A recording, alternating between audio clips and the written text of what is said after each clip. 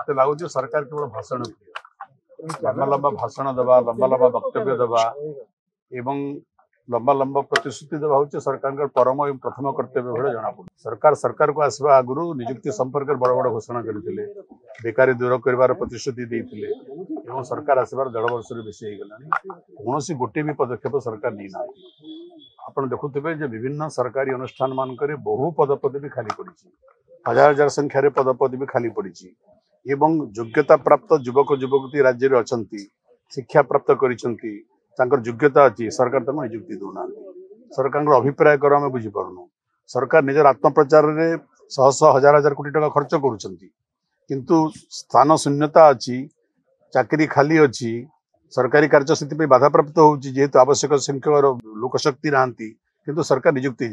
दौना यहाँ सरकार विपरीत धर्मी कार्य